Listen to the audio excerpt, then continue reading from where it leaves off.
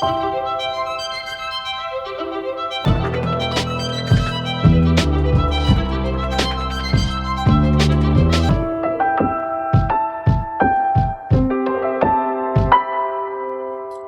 I'm Catriona Seth. I'm the Marshall Foch Professor of French Literature at the University of Oxford, and I'm speaking to you today from my study in Oxford. I'm going to be talking today about Marie-Antoinette and what we know about her, looking at what's fact and what's fiction. And I'm sure you all know a lot about Marie-Antoinette, but what I'd like to verify is how much of that is historically sound. Now, let's start off with word associations. One of the things which would come up if I said Marie-Antoinette to you would probably be French. After all, Marie-Antoinette was French. She was, wasn't she? Well, let's start with that question. Marie-Antoinette was in fact born in Austria, in the town of, or city rather, of Vienna. She was the daughter of two rather formidable individuals, Francis Stephen, the Holy Roman Emperor, and Maria Theresa, who was Queen of Hungary, or King of Hungary, as she was sometimes called, in her own right. So Marie-Antoinette, when she was born, was actually not even really called Marie-Antoinette. She was christened Maria Antonia Josefa Johanna, and she bore the title of Archduchess. She was an Austrian Archduchess. So let me say a few words about her background, because it shaped some of the ways in which she's still perceived today. Marie-Antoinette had a large number of brothers and sisters. Her parents had 16 children. She was number 15. She was also the youngest daughter. And on the slide in front of you, you have three versions of what looks like the same painting. But if you treat it in the same way as we treat those little games we give to children where we say, can you find the 7 differences between the 2 pictures? You will discover a certain number of differences between them. The layout is identical, but if you look at the front in particular, you will see that the larger one has more people and a child in front about whom I'll talk in a minute than the other 2. These are 3 different versions of one scene, and that scene represents the emperor and empress and their children. And this scene evolved according to how many children there were around. So it was constantly being updated. It was constantly being updated because the empress in particular really enjoyed having portraits of her family around her. And also because portraits served several purposes, one of which was as gifts. So you would often, if you'd done something to earn the gratefulness or the recognition of the imperial family, be rewarded with a portrait, which said, you know, we have acknowledged how much you have helped you, so here's a portrait of us for you to show off. And if we look at the largest of the 3, I chose it on purpose. It's at the Wallace Collection in London, because it's thought to be the first one of these scenes on which Marie-Antoinette herself appears. And you can see that there's an arrow showing a little girl in a silvery grey dress at the front, and it's generally thought that this is probably Marie-Antoinette. Now, you have heard me say that she was the last but one of the children.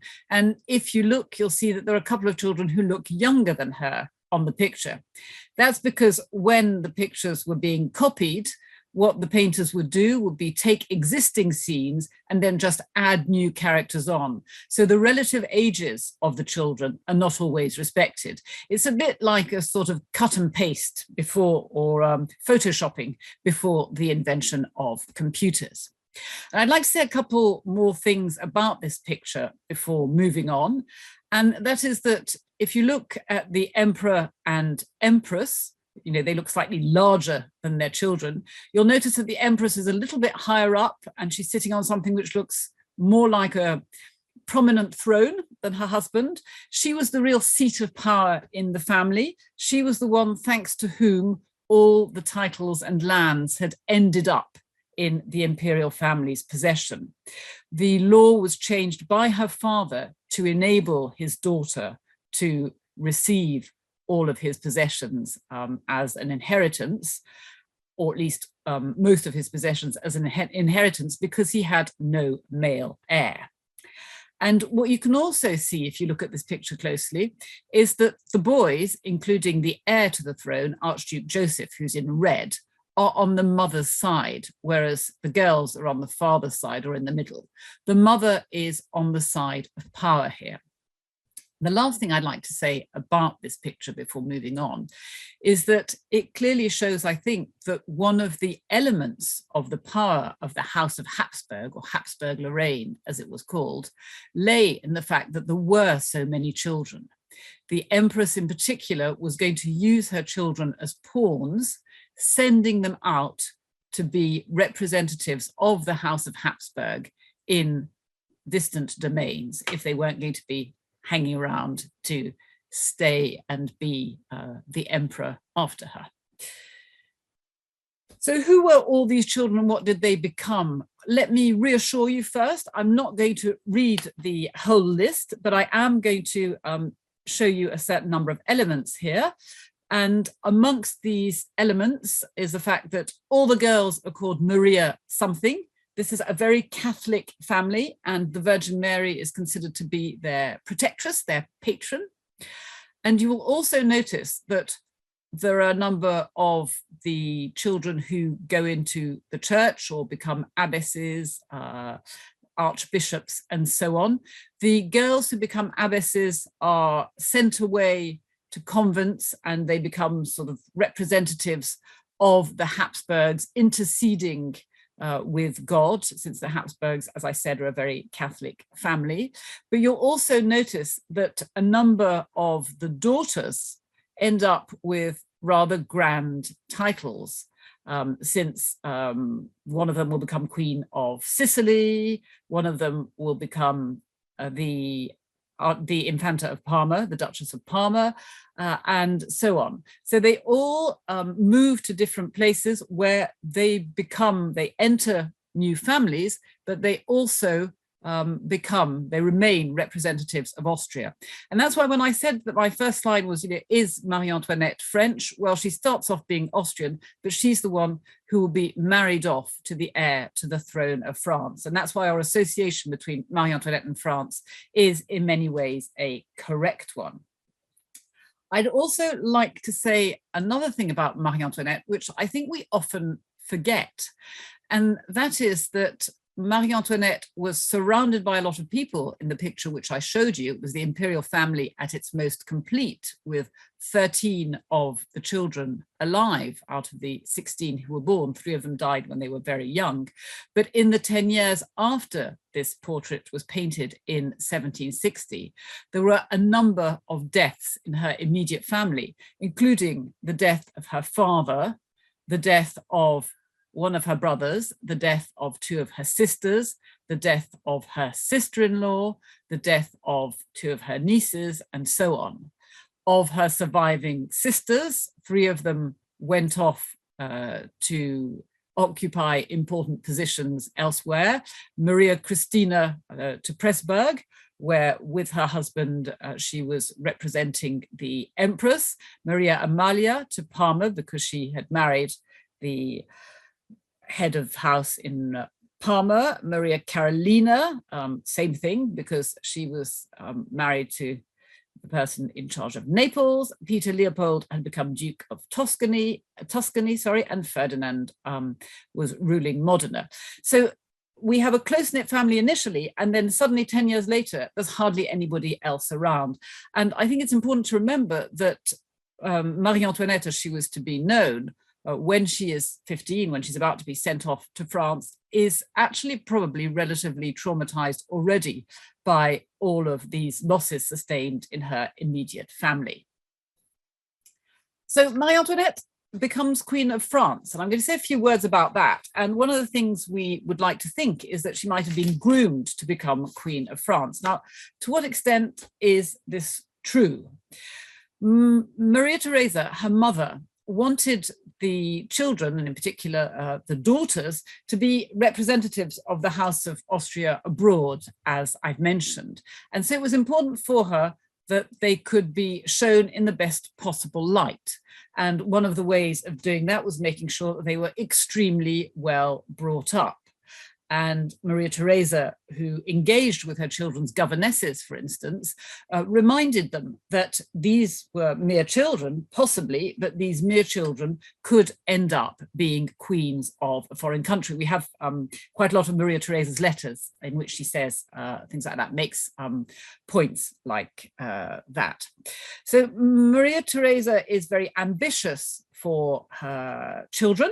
She's very ambitious for Marie-Antoinette in particular, and she has indeed been grooming Marie-Antoinette almost since birth to become the Queen of France. Why is this? It's because Marie-Antoinette is set to seal a diplomatic alliance, which was an unusual one. Traditionally, Austria had not sided with France, and Austria, in what's known generally with the French term as le renversement des alliances, or the reversal of the alliances, Austria had sided with France.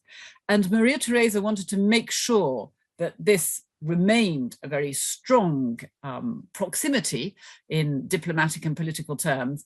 And Marie-Antoinette was going to be the last demonstration of how strongly engaged she was in this particular diplomatic and political agreement. So what does she do? She makes sure that Marie-Antoinette is presentable. And I've given you here two pictures of the same young woman.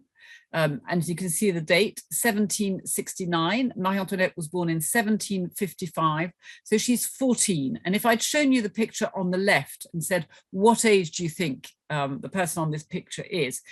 I don't think you'd have said 14. You'd probably have thought she was much older. She's oozing sophistication, and that is because the portrait was painted just after the official conclusion of the agreement which had been in the pipeline for so many years that Marie-Antoinette would marry the heir to the throne. So she's been dressed up in the latest Paris fashion to look French, so that she will, at least that's what Maria Theresa hopes, be well received by her new state, France. And she's going to be well received by her new state, France, Maria Theresa hopes, and she does this by sending a portrait. And you can see on this picture, the scene which is represented is Marie-Antoinette's portrait. Can you see on the right-hand side of the screen, an oval portrait? That is Marie-Antoinette being shown to the young man who's standing almost directly opposite, and that is Louis, the Dauphin of France, who will become king under the name of Louis XVI. And the man sitting down is Louis's grandfather, Louis XV, who was then the king. And one of the things which this reminds us of is the fact that in times like this, marriages between members of important families were not based on any kind of inclination or choice. These were not love matches, they were political alliances. Marie-Antoinette had never met the Dauphin when she was sent away from Vienna to France to become his wife. And they had only met, as it were, through the intermediary of the portrait. Marie-Antoinette becomes the wife of the heir to the French throne, whose grandfather dies 5 years later, and she therefore becomes Queen of France. Or does she? That's a very good question, I think. If we look at this scene, which represents the coronation of her husband, the time when he becomes King Louis XVI, I'd like you to spot Marie-Antoinette. Now start looking through the characters. There are lots and lots of them. And if you're looking at ground floor level, as I would expect you to, because that's where all the action is, you won't see any women. There are no women there. The women who were at the coronation were in the balconies, and this includes Marie-Antoinette. So she's sidelined as the king is being crowned. That's because queens of France do not receive the same treatment as kings of France. The queen was queen only because she was married to the king. So the king was consecrated. He was consecrated with holy oil, chrism, holy oil which was said to have been brought down by the Holy Spirit in an ampulla, and he had this put on his forehead, and this was what made him king by divine right. And it's something important to remember, that there is this sort of dual status. The king becomes an almost divine figure, but the queen remains a human character, someone who is married to him. So yes, she's Queen of France, but it doesn't mean the same as being King of France in any way. Marie-Antoinette becomes Queen of France, and is she fit for the role? Well, some people have said that she was completely uneducated. Is this true or not?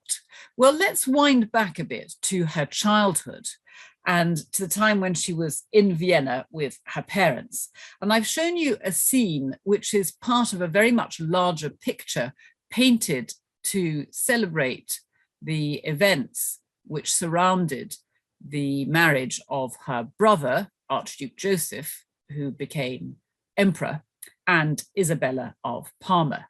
And it's a scene which shows a concert given for the wedding in the Redoutensaal.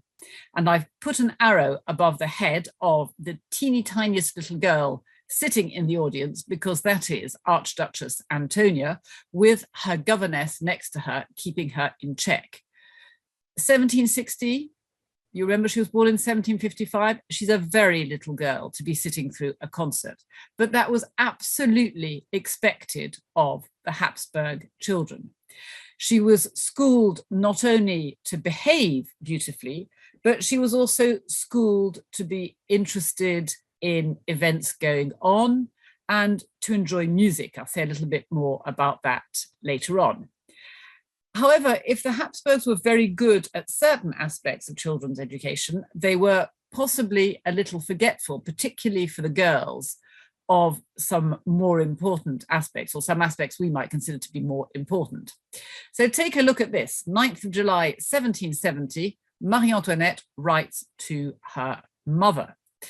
She's nearly 15, she's just got to France. She is writing with a quill pen, and if you've ever tried writing with a quill pen, it is harder to do than writing with a modern pen, but still, it's quite a messy letter, I think you'll agree, for a nearly 15-year-old. I have to say that handwriting was not always something the Habsburgs were particularly good at, and Marie-Antoinette's father in particular had atrocious spelling, even if we consider it with the more tolerant standards which were usual in the 18th century. But there we are. So Marie-Antoinette has had an education which has been very good at some things and much less so at others. And one of the aspects which has been neglected is everything which we would put on the more intellectual side, I think. So she doesn't write very well, she's not a very good reader, but on the plus side, she's multilingual. You might be thinking, yes, this is in French. She's ended up in France. How did she learn French? Well, French was the court language in Vienna. So Marie-Antoinette has been speaking French since she was small. She's also been speaking some Italian because her parents had been in Italy before her mother became queen and then empress. And Italian was spoken quite a lot at court in Vienna too. She's also learnt German, particularly in the Viennese dialect, which is used quite often with some of the lower orders. So French is a language which comes naturally to her. Before she gets married, a French abbé is sent from Versailles to make sure her French sounds really French. He complains that it's hard work because she's a polyglot, but nobody ever, when she's in France, complains about her mastery of oral French. And I have to say that her handwriting improved greatly and her command of French seems to have been excellent overall. So it's much more that Marie-Antoinette is not an intellectual. She hasn't been taught very much. She's not bookish, but the one thing she has been taught is music. Music is very important to the Habsburgs. And we have a picture here of Marie-Antoinette when she has relatively recently become queen, when her husband has recently become the king. And she is portrayed with her harp, as she is in her mourning attire. And I think we can see a number of things here. One of them is that she's again surrounded by people. And one of the things which is important to bear in mind when we think about Marie-Antoinette, and indeed some of the legends about Marie-Antoinette, is that she was hardly ever alone. There are very often very different people around her. There would have been domestic servants, none of whom is portrayed here, but as you can see, the painter is in one corner of the picture. There's possibly a music master, the man who has the score behind her, a couple of men who appear to be discussing some form of business, somebody bringing her feathers and laces and that sort of thing, often thought to be Mademoiselle Bertin, a famous dressmaker, and a couple of women, including a noblewoman who is sitting on a stool or tabouret, and you're only allowed to sit in the presence of the monarchs if you were a duchess or had a special exemption. And if you look closely, and you probably can't, it depends on the size of your screen, at what the woman right at the front is holding, she's holding a request. It's a humble request from the painter himself, who's portrayed himself in the corner of his picture, the painter Gauthier d'Agouti, who is asking to be granted the title of painter to the Queen. And it's, I think, useful for us to recall that if you are, for instance, Queen of France, you're going to be asked to grant a lot of favors. And if you're asked to grant favors, it's because you're thought to have power. And if you grant the favors, people will be extremely grateful. But if you don't grant them, they won't. So you can make enemies by not granting favors. And indeed, people will sometimes ask you for favors which it is not in your power to grant. And some of the aspects of Marie-Antoinette's own future, I think, are perceptible in those reflections about what favors can be granted, what favors one assumes she might be able to grant, and which favors she does or does not grant. I also note that Marie-Antoinette would never have gone out wearing what she is wearing in the picture. It's very much a sort of house dress. And this is a representation of one of those intermediate spaces between the private and the public. And that is also where Marie-Antoinette's power lies. She doesn't publicly have any role which would allow her, for instance, to grant someone a title or to reward them with a particular function, but she's seen as having some form of almost occult power, some form of power which is a sort of power which happens behind closed doors when there are only few people present. I'd also like you to take a quick look, because I'm going to talk about it later, at the piece of furniture which you can just see outlined behind the men who are talking right at the back of the picture. And I'd like you to bear in mind the ribbons and plumes which are on the dressing table. And why would I like you to bear in mind the ribbons and plumes on the dressing table? Well, because these are, I think, a very good introduction to the idea that Marie-Antoinette, as has often been said, might have been obsessed with her appearance. So why was Marie-Antoinette obsessed with her appearance, if she was? Well, when she gets to court at Versailles, she comes across this husband whom she'd never met and who's not remotely interested in his new wife, and the marriage won't be consummated for several years. So she's a teenager, she has to get interested in something, and one of the things she does get interested in is her appearance. She enjoys new clothes, new jewels, fashions, ribbons, feathers, you name it. And she certainly does get interested in her appearance for its own sake, but also for what it projects about her. And this is a painting she had made for her mother, Maria Theresa. Maria Theresa, as I said, was interested in placing her children, for instance, on foreign thrones, because that was a way to create a powerful network, to have representatives within the powerhouses of foreign states. And one of the things she says to Marie-Antoinette when Marie-Antoinette leaves for Versailles is that she, Maria Theresa, wants a portrait of her daughter. And Marie-Antoinette sends portraits, sends miniatures, and Maria Theresa is very glad to have those, in the same way as we're glad to have pictures of our nearest and dearest, on our phones, in our wallets or whatever. But she also spends a long time saying, I want a proper big picture of you.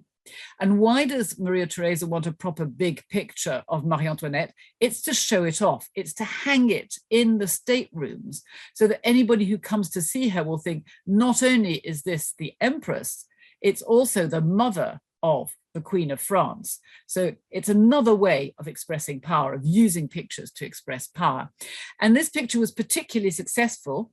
It was painted by Vigée Lebrun, who became Marie-Antoinette's favorite portrait painter. And it's a portrait of the Queen of France. But as you can see, and it's something which will be constant in many of the pictures for which Marie-Antoinette chose to sit, it does appear to display first and foremost a beautiful woman. The first thing you think when you see this is not, this is a queen, it's, this is a spectacular looking woman, spectacular, in part because of what she's wearing, obviously. There are small details which refer to the fact that she's the Queen of France. There's almost cast into the shadows a portrait bust of the king, and on a cushion there is a crown, but that's about it. Marie-Antoinette is much more interested in showing herself off in this sumptuous dress, this sumptuous court dress with its big panniers. So this is a very formal type of attire, and it's one which Marie-Antoinette had to wear at court under many circumstances. It's one which she revised partly to suit herself, and to which she added various things, including the feathers, the plumes in her hair, and you see her very high hairstyle. Her mother wasn't very pleased with this. Her mother thought that she spent far too much time having her hair done, and that feathers were all right for actresses, but possibly shouldn't be worn by the former Archduchess and now Queen of France. Still, it was a very successful portrait. Unlike this particular picture. Now, this is the same woman 5 years later by the same painter. And you might think, well, what's wrong with this picture? As I said, the earlier one portrays first and foremost a beautiful woman rather than a queen. And that's even more the case here, if you look at it. Nothing in this picture says this is the Queen of France, not even, there's no bust of the king in the shadows, there is no crown anywhere. And if you look at what Marie-Antoinette is wearing here compared with what she had on in the earlier picture, she's wearing a very, very simple dress, or at least an apparently very simple dress. It's very artfully constructed. There are lots and lots of layers of cotton starched and put one on top of the other with little drawstrings all over, etc. But it looks like an embellished version of very ordinary, relaxed clothing. So it looks as though it could be the sort of attire which is suitable for wearing indoors. Now, was Marie-Antoinette not allowed to wear such things? Of course she was allowed to wear them. But the problem is that this picture was shown at the Paris Salon in 1783. So it was shown in public as the portrait of the Queen, and it didn't look like the Queen. Marie-Antoinette, by the way she's showing herself, is demystifying the function of the monarchy. She doesn't look as much like the Queen as people would like her to look. She doesn't provoke the same sorts of dreams and associations as when you say, the word queen or princess. Take a look at these three other pictures beside it, three other pictures of, on the left, the painter herself, the Princesse de Lamballe, one of Marie-Antoinette's best friends, the Duchesse de Polignac, her other best friend, and then Marie-Antoinette. They all basically are wearing the same dress with similar hats. So this is just a fashionable young lady. And in a sense, the French didn't want to know this about their queen. They didn't want her to be a fashionable young lady. They wanted her to be on a pedestal and to be representing queenship. And the portrait was condemned by a number of people and a number of critics, and it had to be removed from the salon. This is at a time when Marie-Antoinette is being accused of having a bad influence on the king, when she's being accused of wanting to bankrupt France because she's wearing muslin and cotton, which come via England rather than heavy French silks from Lyon. So she's not helping the economy of the state, it is said. And it's thought that, you know, she wants to live her life after a fashion which is not appropriate for a queen. And a revised version of the picture was painted by Vigée-Lebrun again, so still the same artist. And you can see it's exactly the same pose, down to the rose in her hands, but what she's wearing has changed. And if I'd shown you both pictures and said to you, if there's a scandal attached to one of these pictures, which would it be? Many of you would probably have answered the right-hand one, because there seems to be an excess of luxury, the over-fine and over-refined costume Marie-Antoinette is wearing, the jewelry, the fact that she's got a very low-cut dress and so on. But that was not the case. The right-hand one looked much more like what many in the 18th century thought was an appropriate way for a queen to appear. So they expect the queen to be well dressed, to look like a queen, and possibly to wear a lot of jewelry. So what of Marie-Antoinette and jewelry? It is said that she loved fine jewels. That's true. You have in the box, in the jewelry box, 2 diamond bracelets which belong to her, and you can see someone holding one of them in their hands. And right at the bottom, a pearl necklace, a very fine pearl necklace, which was sold at auction a few years ago, which also belonged to her. Marie-Antoinette loved fine jewels, particularly when young, when she got very interested in fashion, when she arrived at the French court. And I think she was enthralled by the idea that as the wife of the heir to the throne and then the queen, she could have all sorts of beautiful accessories. But she was also going to suffer, her reputation was going to suffer immensely because of the diamond necklace affair. And we refer in English to the diamond necklace affair. In French, they talk about le collier de la reine, the queen's necklace. So what of Marie-Antoinette and this necklace, of which you have a reconstituted version on the red background at the top of the screen? This is the collier de la reine, or queen's necklace, which was created by Bemeur and Bassange, 2 jewelers, and which contained an inordinately large number of diamonds. It was offered to Marie-Antoinette, who by that time, A, wasn't particularly interested in jewels, because we're in 1784, and B, she thought she had quite enough, had become quite reasonable. So she wasn't interested at all. She turned it down. And the jewelers, thought, well, what are we going to do with this extremely expensive necklace? How can we get it off our hands? And enter someone called Madame de la Motte, who had a criminal bent. Madame de la Motte saw an opportunity here. What did she do?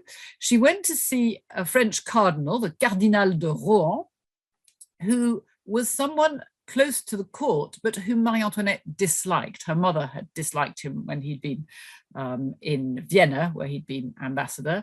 And so she disliked him because her mother had disliked him. And Rohan was very put out because he was of high birth, and he thought, that the queen really should be paying more attention to him. And Madame de la Motte said, the queen wants something, so you could ingratiate yourself by buying this necklace for her because she doesn't have quite enough cash, and she will reimburse you, in several installments. And a whole scam was set up to make Rohan believe that he'd actually met the Queen and that he was buying the necklace on behalf of the Queen, etc. And of course, what happened was that he was paying Madame de la Motte and her accomplices, and he never saw the necklace, nor did the Queen, and Madame de la Motte and her accomplices made off with the money and the diamonds, and the necklace was broken up, which is why we only have a reconstituted version of it. When this all blew up, Rohan was apprehended, actually at court in Versailles, and put on trial. And the trial was to damage Marie-Antoinette's reputation, even though she had no involvement in the whole affair. And one of the reasons it damaged her reputation is because Rohan had receipts theoretically signed by the Queen, and a graphologist was asked to examine the handwriting. A handwriting expert said, no, that's not the Queen's handwriting. But by having it examined, the court was suggesting that it could have been signed by the Queen, that there was room for doubt.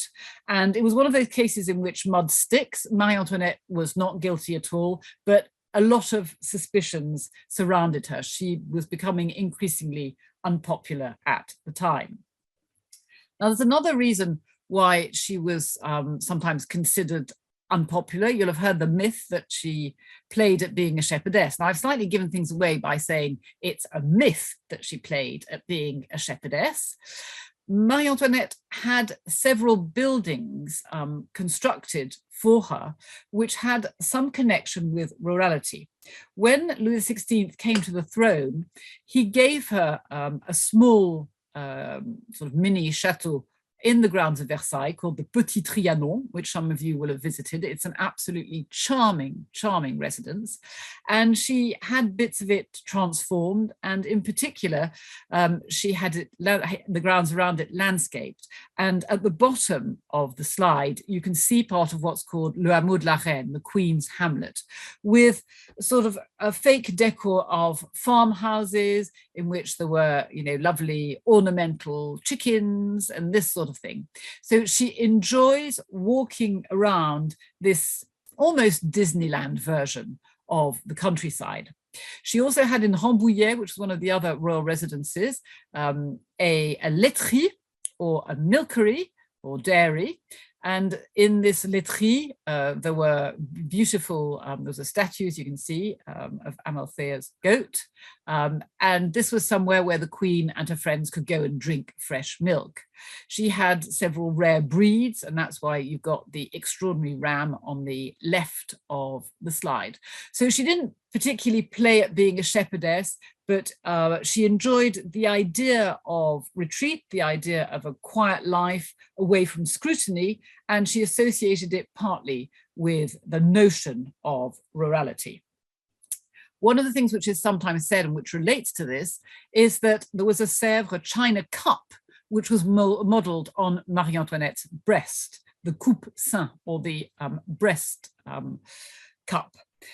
This was made for the dairy at Rambouillet. It's a very beautiful piece. I think what it does showcase is how interested Marie-Antoinette was in the decorative arts. She really had extraordinary taste in interior design. She ordered beautiful furniture.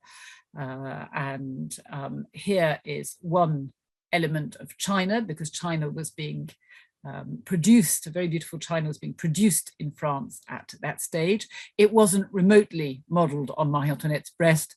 It was derived from an antique model of a cup. But I wanted to show you it because I think it illustrates the way in which some of the fantasies about Marie-Antoinette were grafted onto existing objects. If there's an object which is a china cup in the shape of a breast, then fantasy dictates that it must be Marie-Antoinette's breast. Well, no, sorry, it wasn't. That's another myth.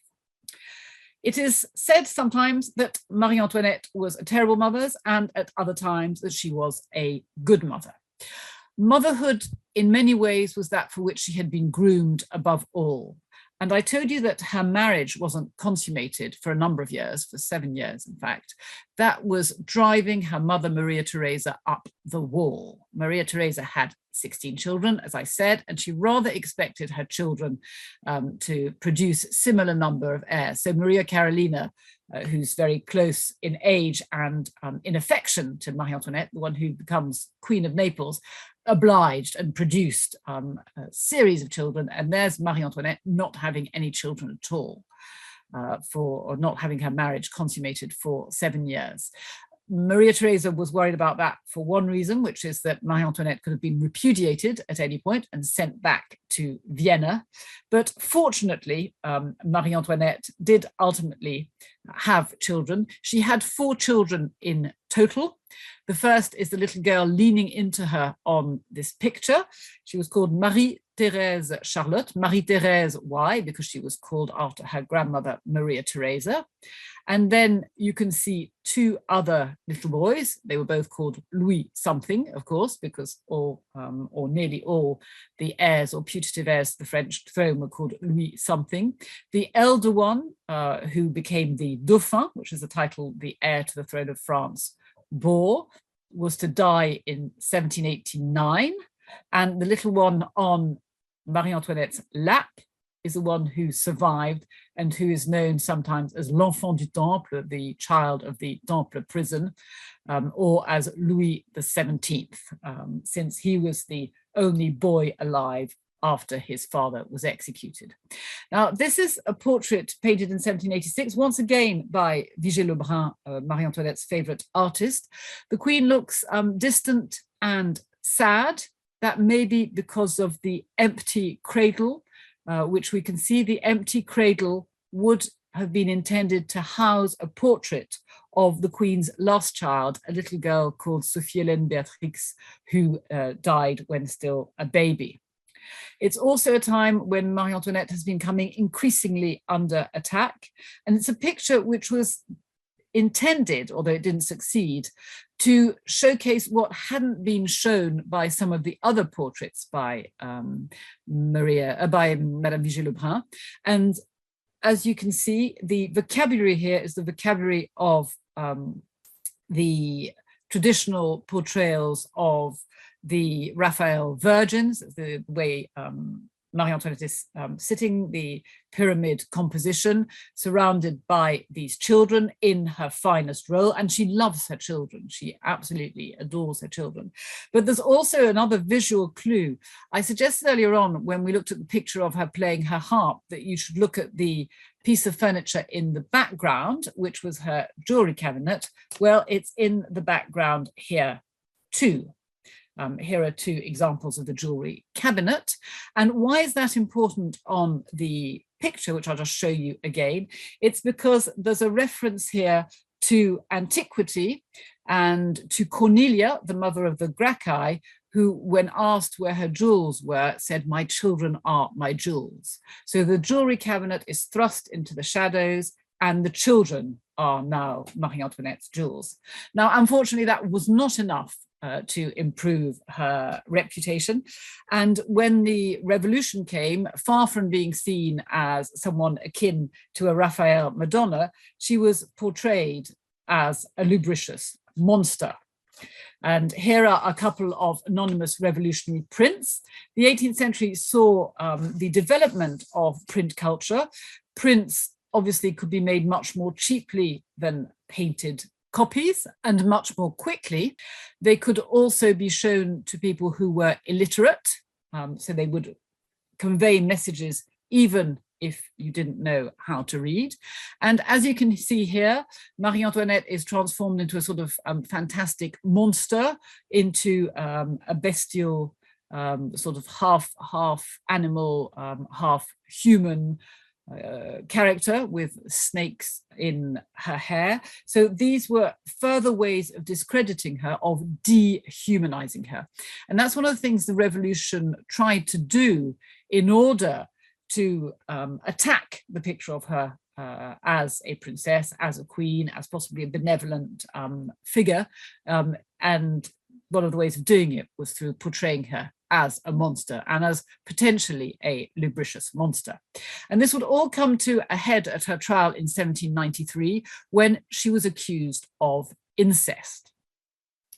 Marie-Antoinette, as I said, had 4 children. When the royal family was detained in the Temple prison, she only had 2 left, a little girl and a little boy. The little boy who, as I said, was considered by the royalists to be king after the death of his father. And this poor child was taken away from his mother and somewhat neglected. And the revolutionaries forced a declaration out of him, a completely contrived declaration, which said that Marie-Antoinette and her sister-in-law, who was also in prison with them, had had some form of incestuous practice with the little boy. And Marie-Antoinette, discovers this at a trial, that she's being accused, amongst other things, of incest. And she then had the extraordinary immediate retort, that's not possible. And j'en appelle à toutes les mères. I ask any woman here to stand witness for me. And although it was a trumped up charge in front of a revolutionary assembly, which was not averse to all sorts of trumped up charges, that one never stuck. It was just so wide of the mark that even the most committed revolutionaries couldn't believe it. But why was it used? I think it was used quite simply because the incest charge suggested that Marie-Antoinette had been masturbating her son, and it implied that she was trying to weaken him and therefore to weaken the state. So it was another way of promoting the image of her as someone who wanted to weaken the state, as someone who was an enemy of the state. Amongst the other charges which were brought against her at her trial were the charge that she had spent vast sums of money.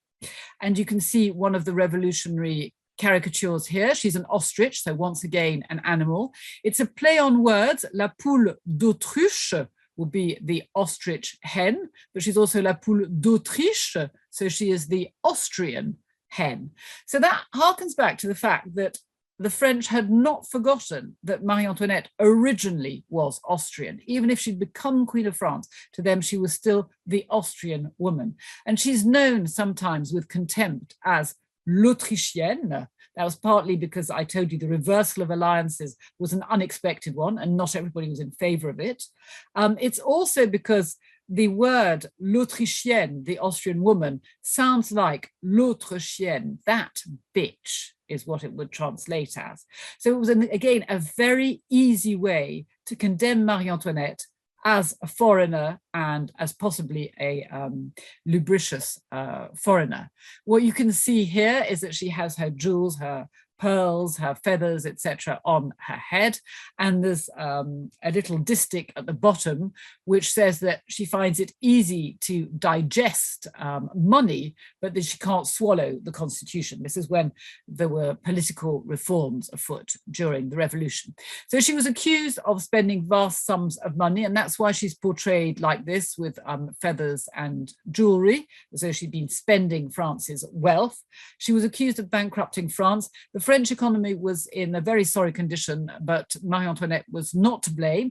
I'm sorry to say that one of the causes, one of the important contributory factors, was the French war effort in aiding the American insurgents against Britain. That was one of the ways that the French spent an awful lot of money, which they didn't have, but certainly she wasn't particularly responsible for bankrupting France, even though that was one of the accusations against her. Another accusation against her was that she meddled in politics. Now, was Marie-Antoinette a political animal or not?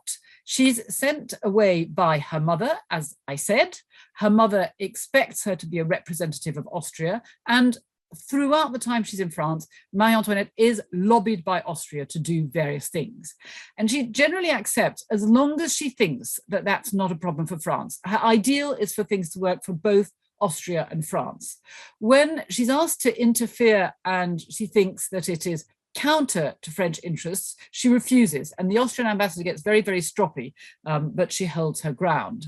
Now, during the revolution, Marie-Antoinette became very actively involved in trying to bring about an end to the revolutionary government, partly through correspondence, because she was under house arrest, more or less, with the king. He was very, very depressed and had been since their son had died in 1789, and also because he was being forced to act against what he thought was his best interest and the country's best interest. And so Marie-Antoinette had a vast correspondence with foreign heads of state, many of them are members of her family, and others. And for the most secret letters, she wrote in code. So this is an example of a coded letter, which is, I think, a very good illustration of the fact that, yes, at times she did meddle in politics. Now, the only memorable thing she said to have remarked is, "Let them eat cake." Well, I'm sorry to say that that was not something she ever said. So that is very much an urban legend, and it invites us, I think, to reflect on what we know about certain people. No, she didn't say "let them eat cake," and that is simply a phrase which is used to discredit her and to make her seem very out of touch.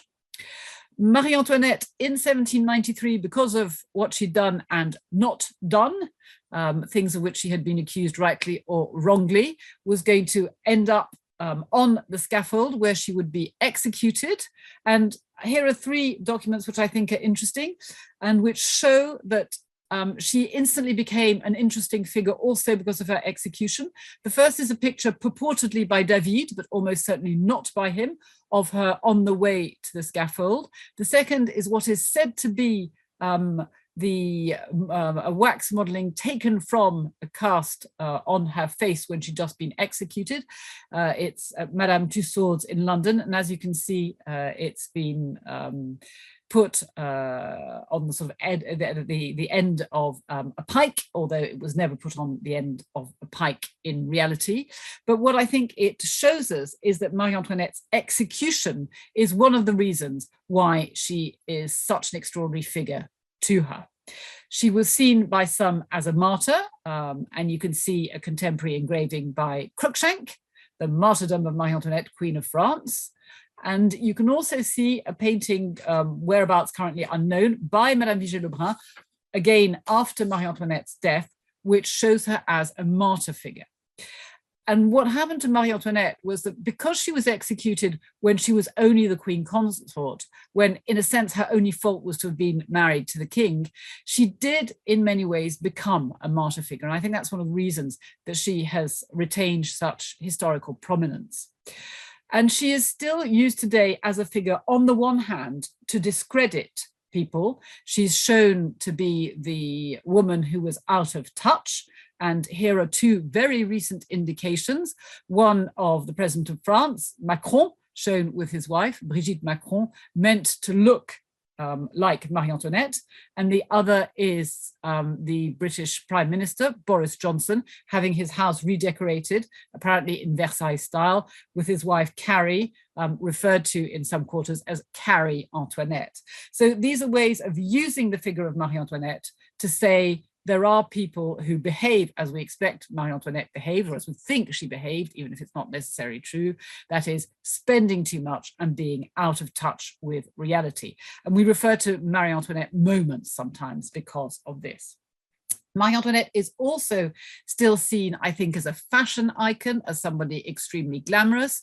Here are two examples, one of an advertisement for coffee with a character who clearly references Marie-Antoinette. I could have taken dozens of advertisements from all sorts of fields, but what I wanted to end on, because it is such, I think, a topical picture, is one I took during lockdown in Versailles, where you're being encouraged to buy local, buy Versaillais.